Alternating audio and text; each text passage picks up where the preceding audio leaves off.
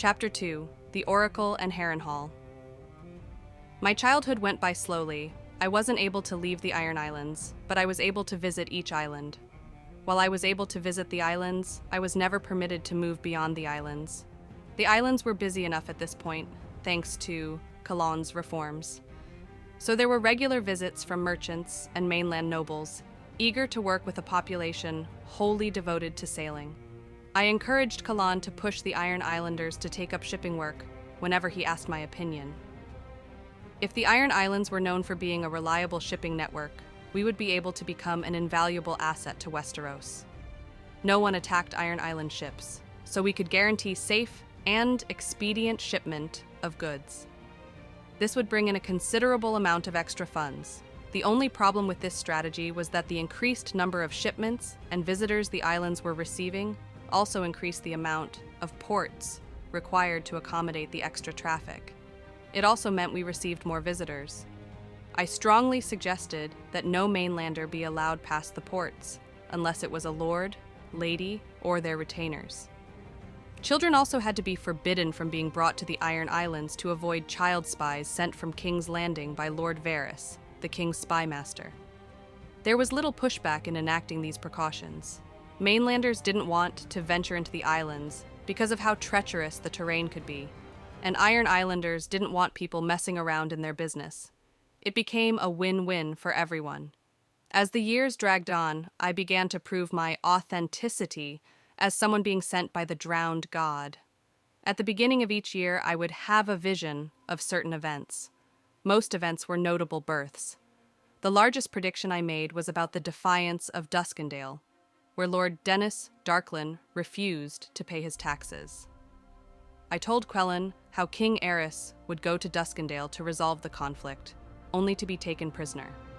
I warned my family that the king's time in the Duskendale would break his mind, and that he would slowly grow mad. I informed them about how Lord Tywin Lannister and Sir Barristan Selmy would rescue the king, but that the damage would be done already. They asked if there was anything that could be done about the situation, but I insisted that it would be to our advantage to allow things to play out. The king's madness wouldn't affect the Iron Islands, but it would serve to weaken some of the larger houses and set up the fall of House Targaryen. There was opportunity to be had in such chaos, and the Ironborn should be prepared to take advantage of it. My foretelling of the future only secured the image the drowned men had of me as an agent of the drowned god. If my ability to foretell the future wasn't enough, I was constantly training my newly acquired ability to control water. This meant that as my influence grew each year, I could control the tides in a wide area around the Iron Islands. This meant that I could help our ships move faster and hinder others. This came in handy as I was beginning to literally change the landscape. The Iron Islands were perfectly fine as they were, but I believed something less separated and more defendable was needed. I began the slow work of raising the seabed up to join the Iron Islands. The movement of the ground under the water would affect sea levels and currents. Too fast, and I'd create a tidal wave. Too slow, and the result would be the ground becoming unstable. This was a slow, careful process which took nearly 2 years. I could have done it faster, but I wasn't confident enough in my ability to control the currents and waves that would result from a faster attempt. At the end of the 2 years, however, the Iron Island had been created. It engulfed all of the Iron Islands with a large inlet on the west side of the island that led to a central bay. I chose the left side of the island to have the inlet because any naval attack would have to come from the east, south, or north. The west led to the open ocean, a place no one wanted to battle the Ironborn. In times of aggression, sailing up the inlet would be a death sentence, as defensive towers and other measures were set in place. Small rivers extended from the bay to the original port towns of the islands. This was a way to make sure that those port towns didn't have to move. It also ensured that each of the port towns had access to the bay, and from there, the ocean. I didn't want to kill the original ports. The appearance of the island surprised nobles and scholars alike. There was a swarm of curious individuals who wanted to investigate the phenomena, but the measures taken to ensure mainlanders couldn't leave the port towns stopped the nosier people. Once the new sand in the island had dried out, I began to turn it and mix it so that it would become more fertile. One of the Ironborn's weaknesses was that they couldn't grow much in the way of food, since the islands had been rather inhospitable to growing food. Reaving and trading for food had been the primary way of getting produce, but I was determined to change that. I suggested to Quellon that we reach out to House Tyrell and invite some of their farmers to come and teach our people how to properly cultivate the land. By the time I was 10, the Iron Island had a thriving population of seafarers. We had healthy crops, a productive fishing industry, and we'd become the primary source of shipping goods across Westeros. Our fleet was constantly in motion, shipping goods as far as White Harbor in Westeros and all of the largest ports in Essos. The Ironborn were prospering like never before. This was seen as a positive thing to most, but I could tell that Balon and Euron were exactly pleased with the cultural shift from reaving and pillaging. They were becoming more and more vocal about how the Ironborn were losing their identity, and that we weren't paying the iron price for what we were gaining. Aaron insisted that the reforms had to be a part of the Drowned God's plans, since I was the one helping to enact the changes. It was a careful balancing act to keep the traditionalists in line, while we worked to build up the Ironborn's resources and reputation. The one thing I kept to myself through the years was my magic. Unlike what most believed, magic in the known world wasn't dead. Its practitioners had simply become weak over time. I, however, was not weak. I was just as connected to magic as I had been back in Thedas. I could feel the bumbling attempts and half-hearted spells, if you could even call them that, throughout the world. No doubt some small spark or illusion that they managed to pull was considered miraculous and gave them hope. I noticed that as the years moved on, more and more spells were becoming successful. None of them were of any true note to me, but I theorized that it was the White Walkers who heralded the return of magic, not the dragons that were yet to be born. It seemed to me more like a clock.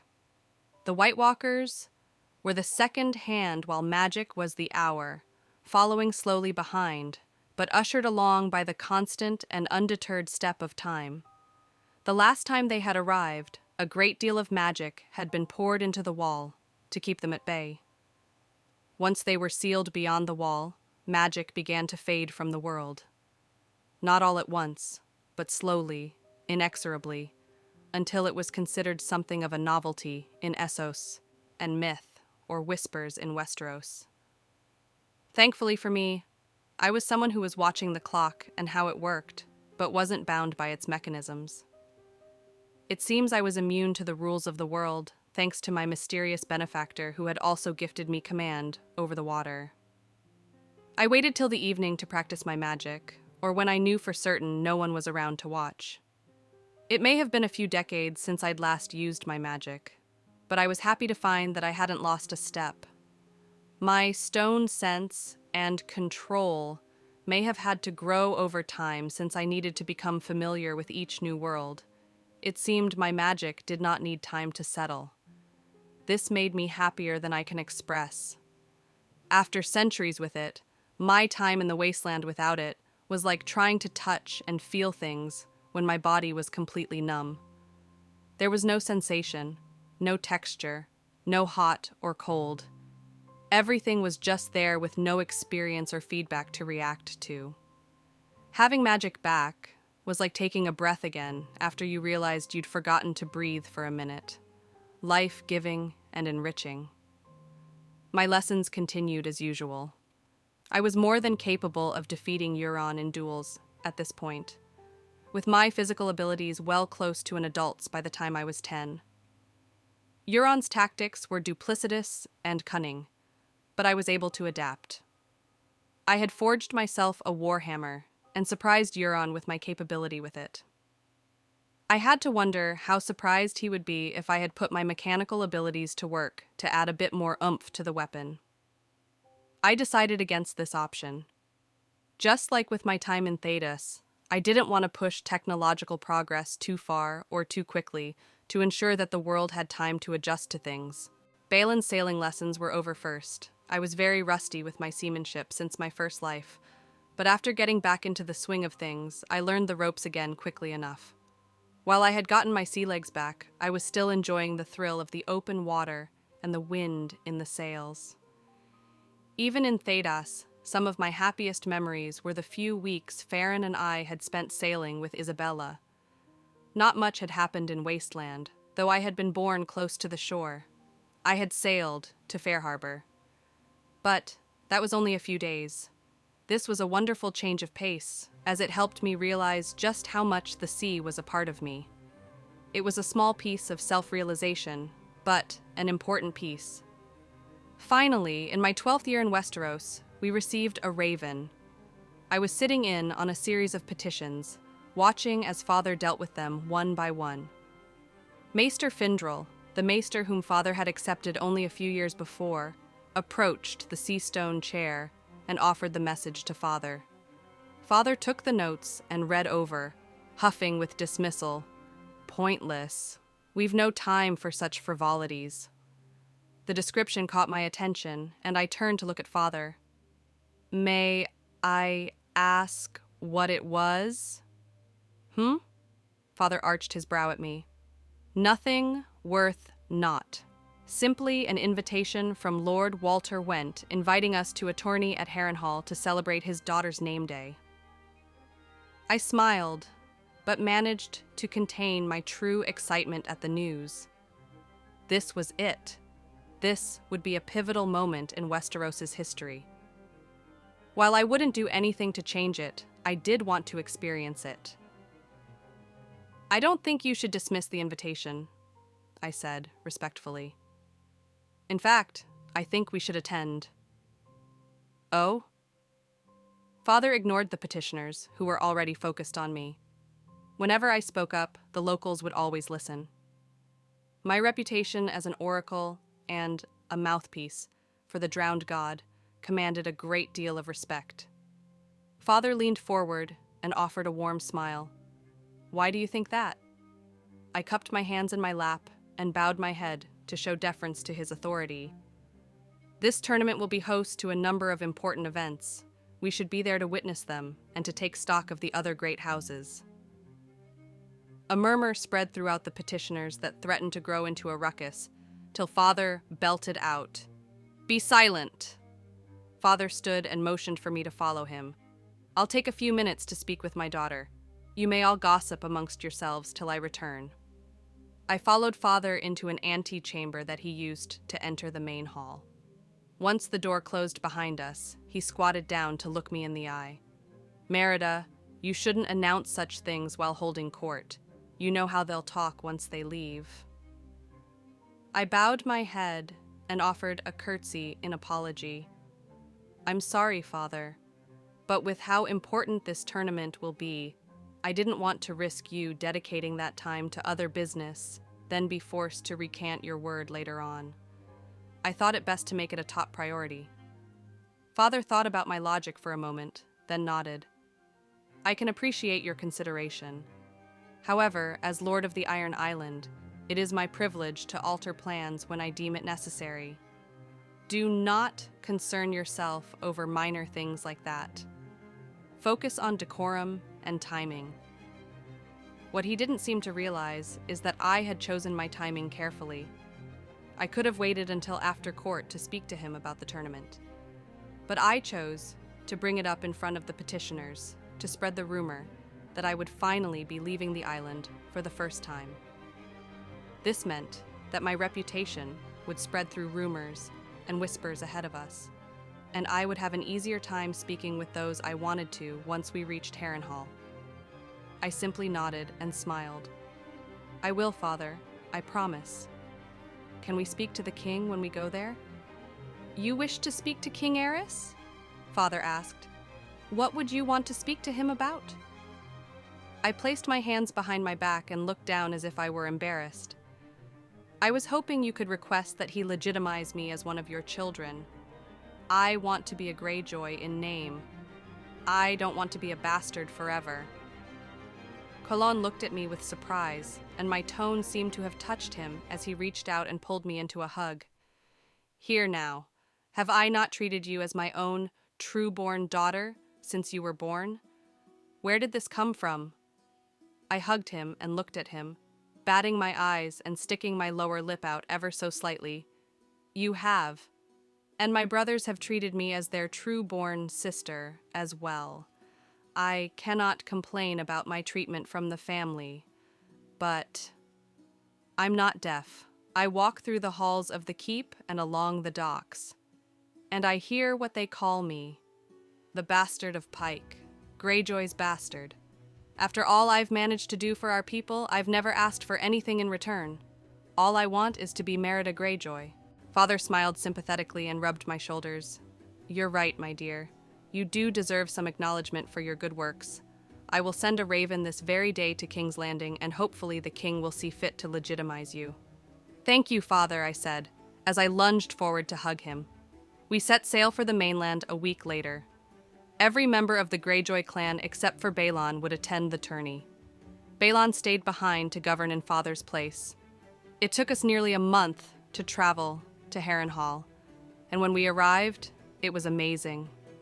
The ruined fortress was one of the largest structures I'd ever seen over multiple lifetimes and worlds.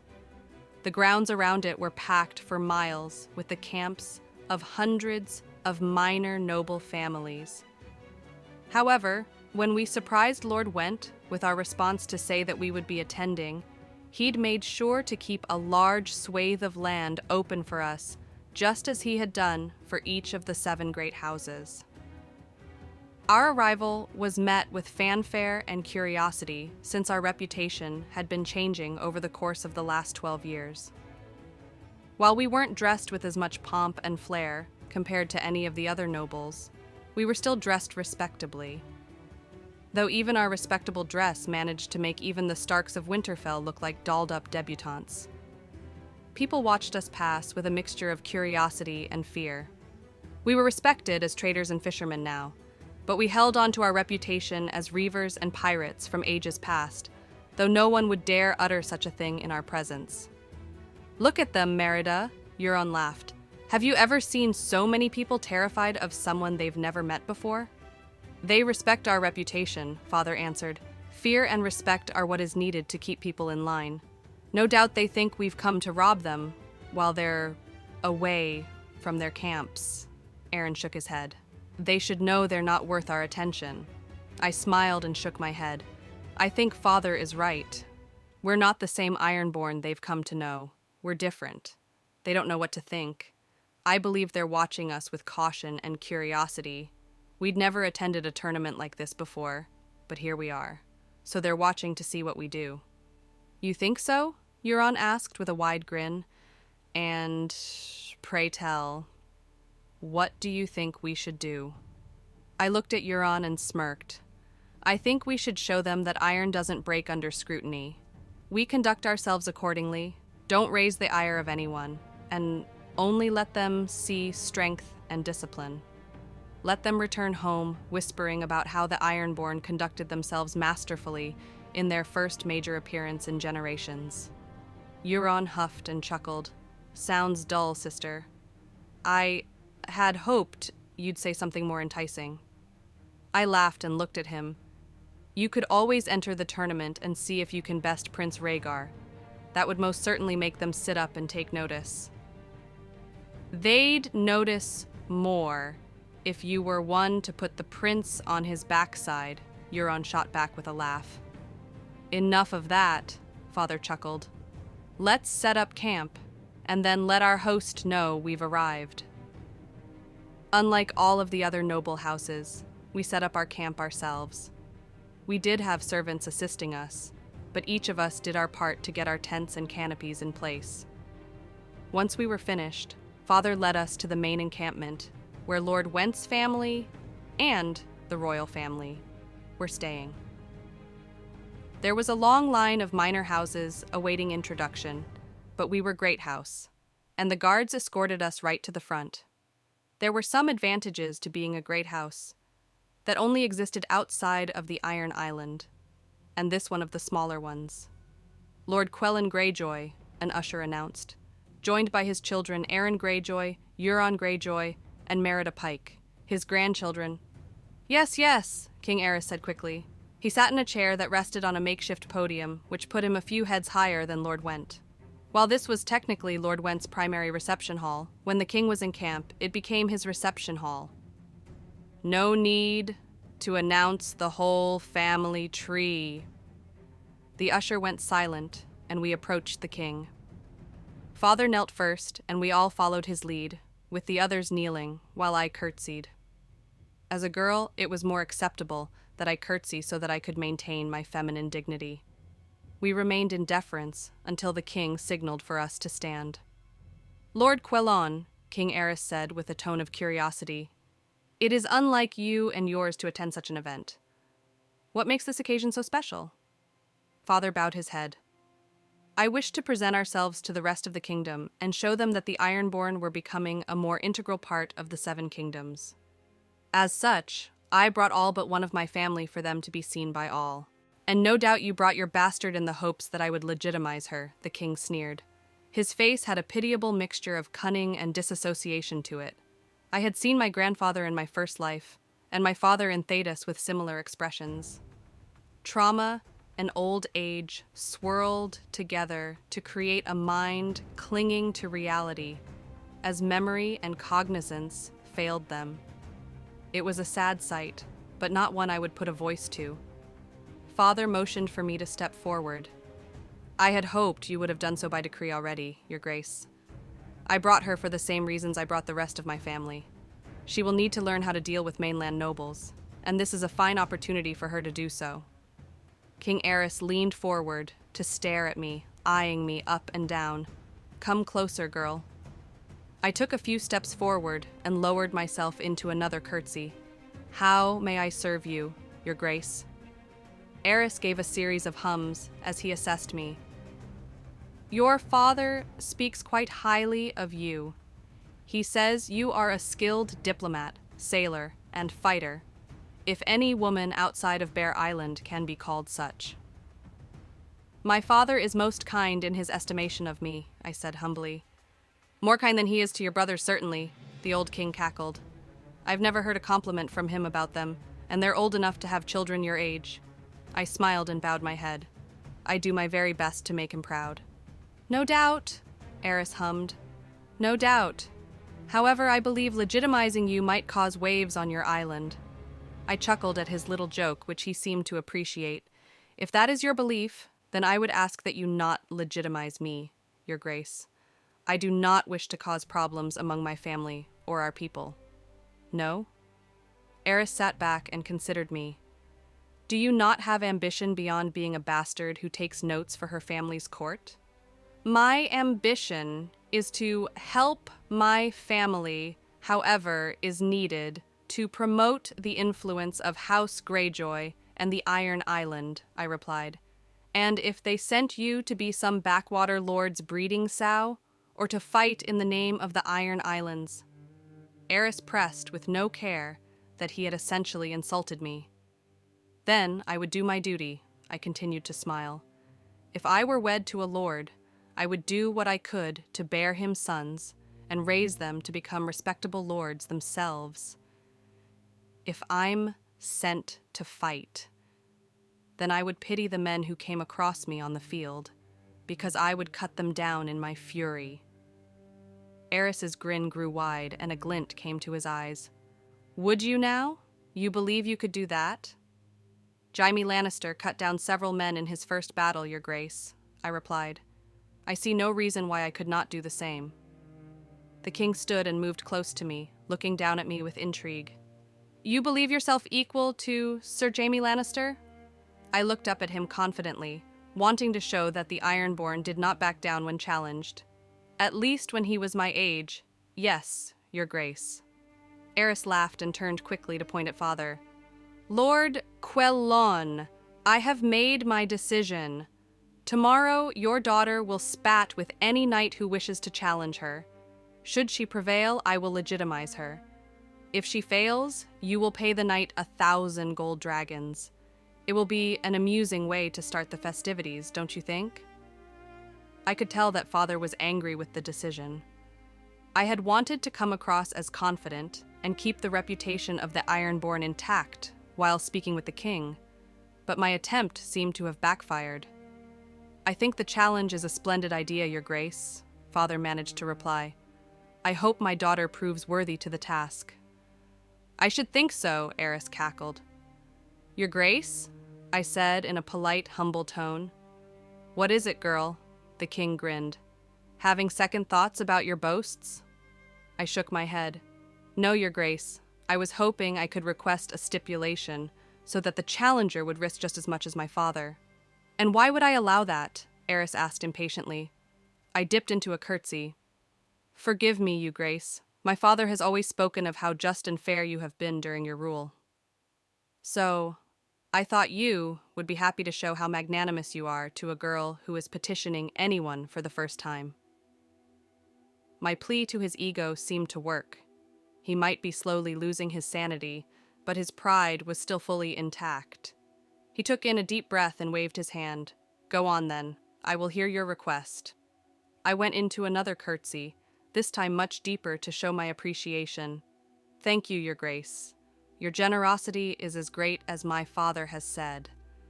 I would like to stipulate that only knights whose family is in possession of a Valyrian steel weapon be allowed to challenge me, and they must surrender the weapon to me should they lose." Eris's grin went maddeningly wide, and his eyes were bright with humor. "Oh, I love that. We shall see who is willing to wager such a prize on top of the disgrace they would suffer upon being defeated by a little girl. I approve. Yes, yes!" "What if no one dares to challenge her with that stipulation, Your Grace?" Queen Rhaella asked from her seat. "Then I will choose one myself," Eris barked. His mood soured at the thought of not being able to experience his fun. He looked down and grinned at me. "Go now, girl. You'll need to prepare for your bout tomorrow." I curtsied once more. "As you wish, Your Grace." I turned and began to walk out of the large tent, with father and the others joining me. I could feel everyone staring at me as we walked back to our tents. No one said a word until we were back inside the main tent, where anyone who wished to do business with us would need to go. That's when father turned on me. "Have you lost your mind, Merida?" Father growled. 1,000 gold dragons. We can't just pull that money from thin air. We may be doing well, but putting us in this position was foolish." "It was not Merida who demanded the challenge, father," Aeron interjected. "The king pulled the idea from thin air. It seems the rumors of his mental state." "Stop," father barked. "Say no such thing while we are here." "At least she thought of a way to deter most of the people who would challenge her," Euron chuckled. What knight in his right mind would risk a Valyrian steel weapon just to challenge a little girl? "That hardly matters, since he will choose someone regardless," father grumbled. I bowed my head. "Forgive me, father, I was only trying to show confidence in the presence of the king. I didn't want him to think the Ironborn would admit to being unequal to any comparison." "Most any man would admit to not being the equal of Jaime Lannister, Merida?" Father sighed as he took a seat. "What are we going to do? You can't very well go out there and spar with a knight." "I'd wager she could surprise a number of them," Euron smirked. "She's gotten the best of me a few times. Whoever she goes against will certainly underestimate her. She can take advantage of that. The moment they start taking the bout seriously, she'll lose." Father shook his head. I lifted my chin and stood proudly. "Father, I swear to you, whoever they put me against will leave disgraced and defeated. I will not let anyone make a mockery of our family, king or otherwise." Father stared at me, the frustration and misery over the situation plain on his face. "I was hoping he would simply legitimize you, Merida. This is a farce with no good ending. If you lose, he'll never consider legitimizing you. If you win, he might grow angry that you spoiled his fun. But if I win, I'll be legitimized and gain a Valyrian steel weapon," I smiled. "I think that's worth spoiling the king's fun." Father shook his head. "Do what you must to prepare. You'll be fighting someone tomorrow." If I could have known something like this would have happened, I would have forged myself some armor. As it was, I had to make do with altering one of Euron's gambeson coats to fit me like a dress. The gambeson would be mostly useless if a fully trained knight hit me with his weapon, but it was better than a gown or normal clothes. I spent most of the night cutting, sewing, and working to get the correct fit. Thankfully, I had brought a warhammer I had forged with me, in case Euron wanted to do some combat sparring while we were here. I was lucky enough to get a few hours of sleep before I had to wake up and prepare myself. We made our way to the tourney field. While my family was escorted to their seats close to the king and among the representatives of the other great houses, I was brought to the entrance of the tourney field. "Will this be your first fight, milady?" one of the guards asked me as I waited for everyone to be seated and for my bout to be announced. I smiled up at him and shook my head. "Not at all. I've been in too many battles to count." He laughed, thinking my response to be nothing but bravado. If he knew I'd killed more people than were gathered around Harrenhal over my lifetimes, he probably wouldn't have taken me so lightly. "Then I feel sorry for any knight who challenges you," he said through his laughter. I smirked. "Would you care to make a wager on the results of the match?" "I wouldn't dare to presume to bet with a lady," he smiled and shook his head. "I won't tell if you don't," I grinned. He considered me for a moment and nodded. "Very well, milady. What would you like to wager?" "If I win, you become my personal guard," I said. "If you win, I doubt you need a personal guard," he chuckled. "But what if you lose?"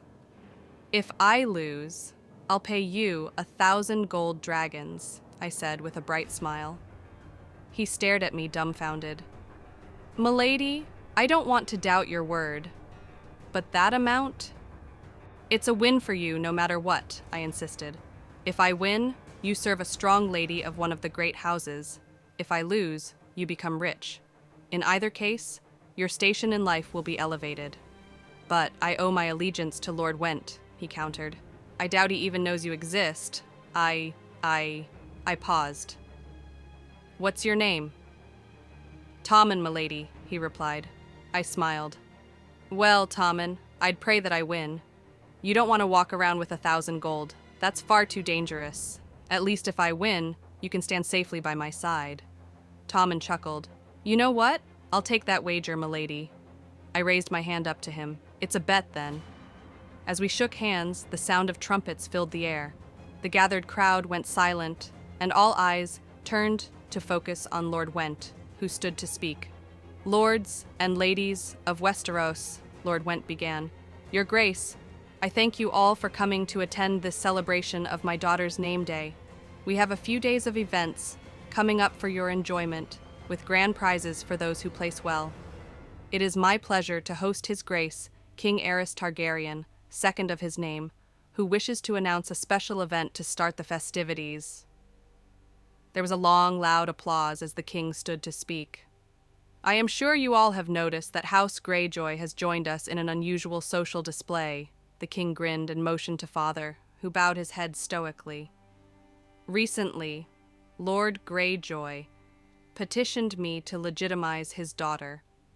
Upon speaking with her, I found that she possessed a fiery spirit worthy of the Ironborn of old.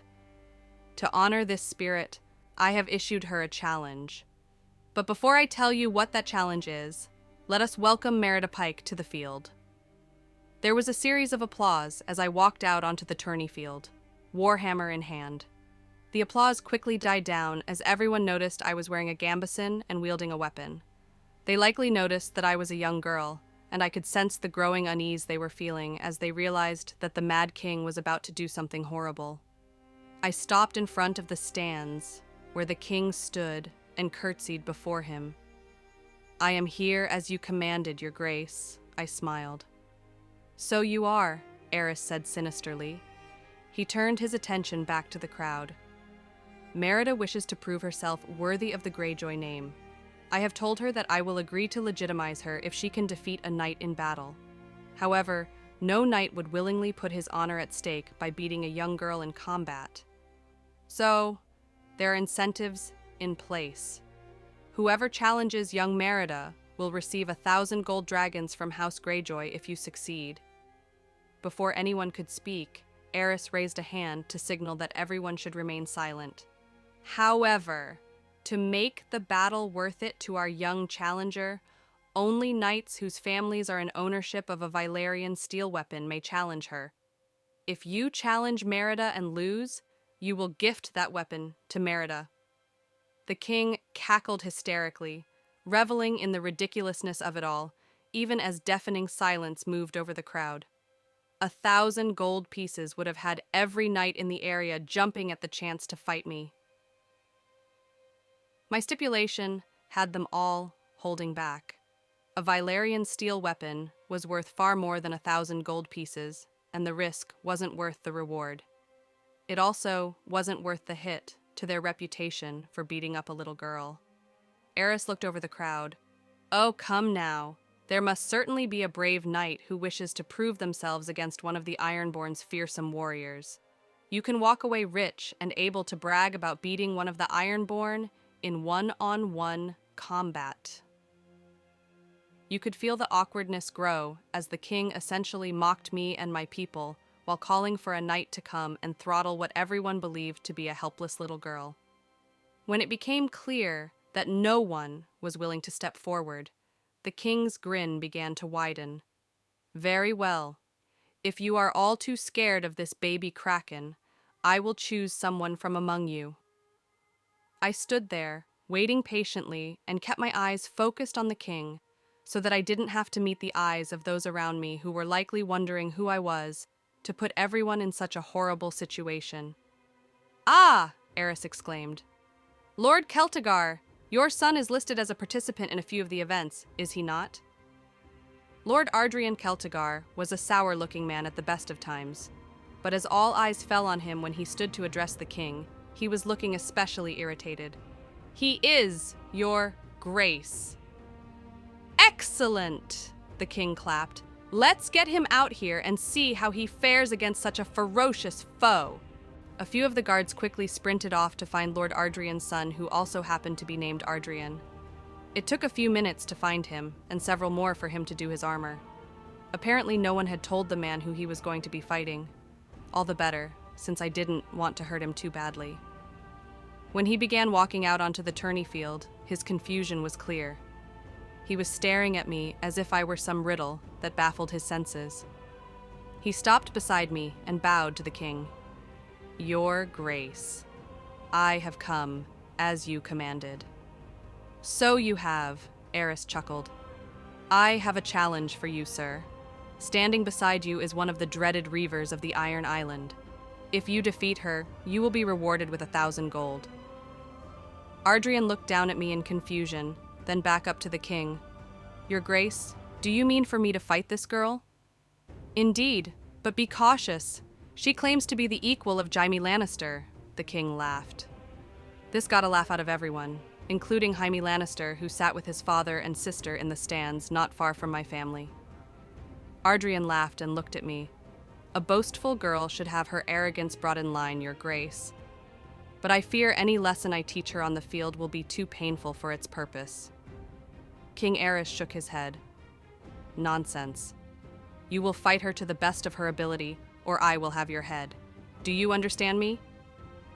All the blood drained from Ardrian's face as the threat registered. He bowed his head. Yes, my king. She will fall as quickly as I can manage. Then prepare yourselves, Aerys called out. I turned to face Ardrian, moving my hammer into a low guard position. He drew his sword and readied his shield. Begin, the king shouted with glee. Ardrian charged me, thinking I would panic as a larger person threatened to run me down. He brought his sword down in a swing aimed at my shoulder. I stepped to the outside of the swing, bringing my hammer up and swatting his sword aside with ease. This surprised Ardrian, but he played it off as if he were just trying to play with me. Thanks to my physical capabilities compounding with every reincarnation, I was currently stronger than anyone in this world could conceive. That also went for my speed, reaction time, durability, and my mental and visual processing. If I wanted to, I could splatter the man with my fist. However, I learned my lesson in the wasteland about laying all of my cards on the table right away, and I didn't want to be known as a freak to the rest of Westeros. So, I moved within what I approximated was a seasoned knight's level of speed. That was good, Ardrian blustered. A fine parry, indeed. Your stance was a bit off, though. Let's try something else. He moved into a series of thrusts and feints, which I countered and answered with my own thrusts and swings. Unfortunately for Ardrian, our height difference meant that he could only ever swing down at me, while I had more options. I charged in and swung hard, forcing him to bring his shield around to block. Once the shield came between us, I pulled the hand short and used its momentum to sprint around him. When he realized the strike hadn't hit home and moved his shield to look at me, I was gone, sliding past him while the shield blocked me from his view. I quickly hooked the head of my hammer against the top of his knee and pulled hard, taking his feet out from under him and sending him falling, face first, into the dirt. The crowd let out a loud laugh as I walked away several paces long enough to allow Ardrian to collect himself. By the time he was back on his feet, I was smirking at him. Your stance was a bit off. The crowd laughed again, this time louder than the first. Ardrian huffed. You think you're funny, little girl? I have my moments, I smiled. Would you like to concede before I start taking this fight seriously? Your father should have taught you a woman's place, Ardrian growled. I'll show you that the field isn't any place for a woman. He charged forward, and as he closed in, moved down to one knee so that he could swing his sword in a horizontal slash toward my torso. I brought my hammer up to block the strike. As his sword bit into the hammer's hilt, I twisted the hammer to turn the sword's pommel in his hand, loosening his grip on it. As he focused on keeping his grip on his weapon, I stepped forward and kicked him hard in the face. In his arrogance, he had tossed his helmet aside, so my foot broke his nose and sent a spray of blood onto the sand. His head snapped back, but he was quick enough to bring his shield up to keep me at bay. It would have worked if I had wanted to continue the attack. As he tried moving away with his shield covering his retreat, I brought my hammer down on his right foot, denting the metal of his sabaton into his foot and shattering the bone.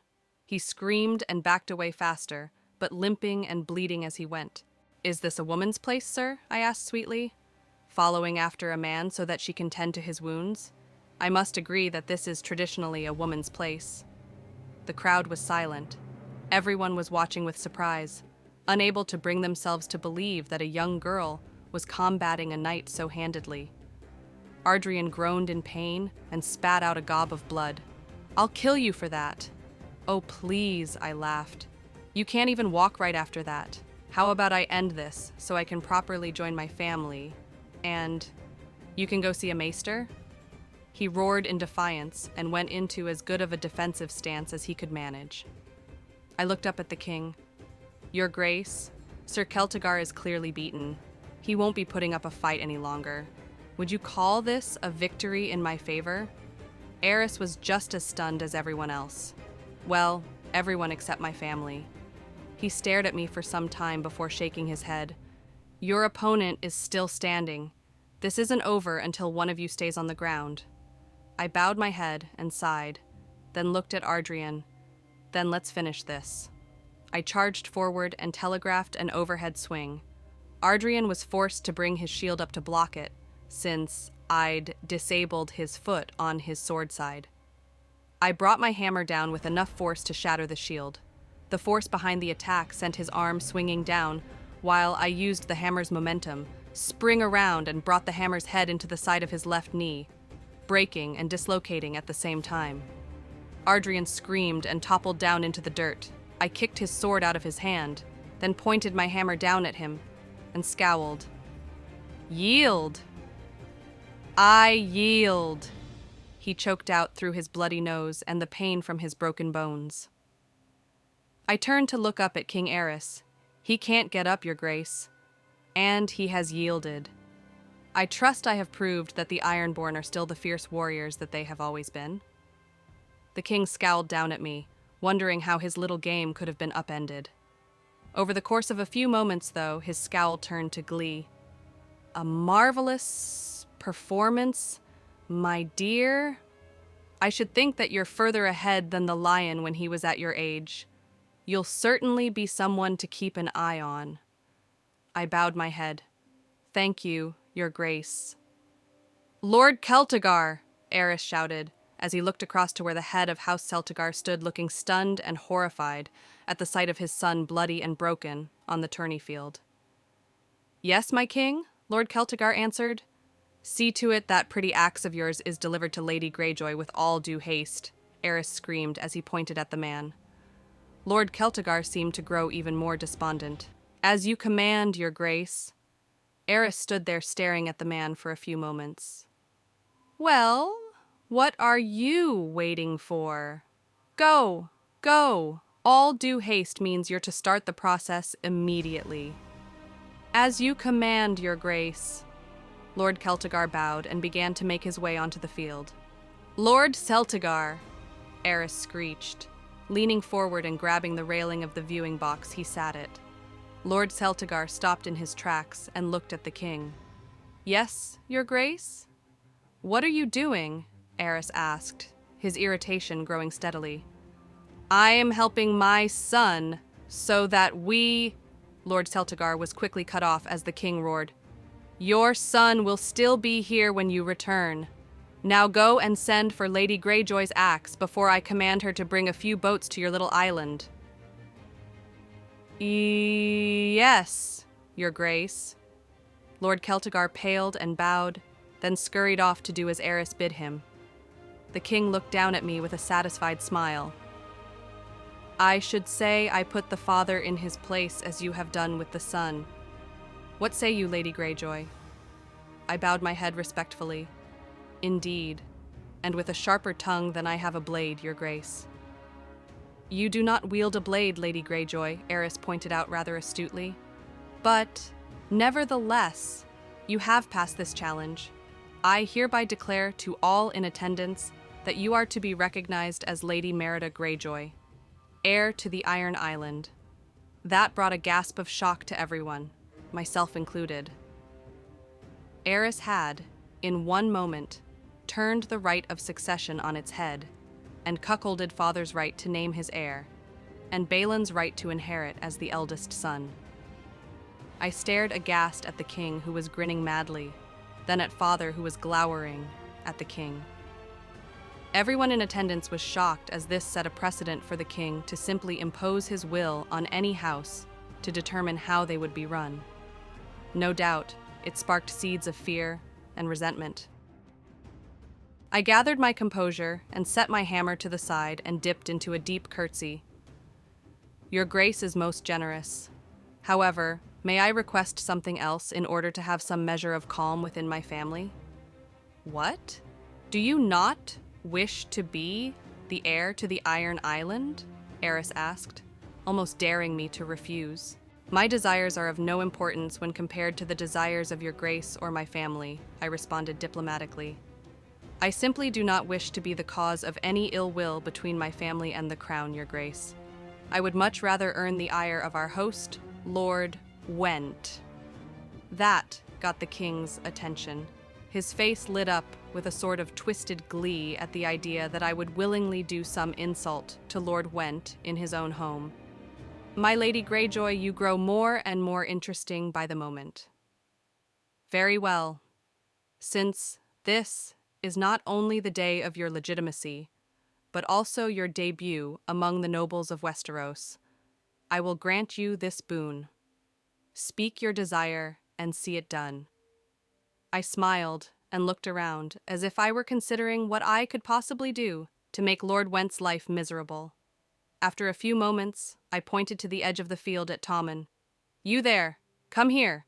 Tommen was stunned that I had called out to him, but he jogged over quickly, bowing in front of me. Yes, milady? I looked up at the king. I'd like to take one of his most trusted servants as my personal guard. This man should suffice. King Eris looked at Tommen, then over to Lord Went, who quickly changed a confused expression to one of mock offense. "Is this true, Lord Went? Is this man among your most trusted servants?" Lord Went fumbled for a surprise before answering, "He is indeed, your grace. I pray you do not allow this child to take him." Eris held a hand up to silence Lord Went's mock protest. "Don't bother begging, my lord. I have already promised the lady whatever she desired. Would you have me go back on my word?" Lord Went shook his head. "No, your grace." "Then it is agreed," the king sneered, then looked at me. "Lady Greyjoy, this man is now your personal guard. He is charged with ensuring your comfort and protection." I dipped into a low curtsy. "Thank you, your grace. You are truly generous." The king allowed me to take my seat with my family. Tommen stood nearby for the entire day. Sir Celtigar was finally carried off of the field and tended to by the maesters. King Aerys went on to name Jaime Lannister to the Kingsguard, then promptly sent him and the Queen back to King's Landing. This had the same result as in the books. It enraged Tywin Lannister. That night was the feast in the Hall of 100 Hearths.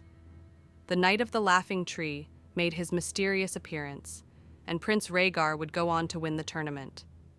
He would go on to name Lyanna Stark as the Queen of Love and Beauty. The scandal from this sent waves through the nobility since Rhaegar was already married, and Lyanna was engaged to Lord Robert Baratheon. A week later, and everyone was on their way home.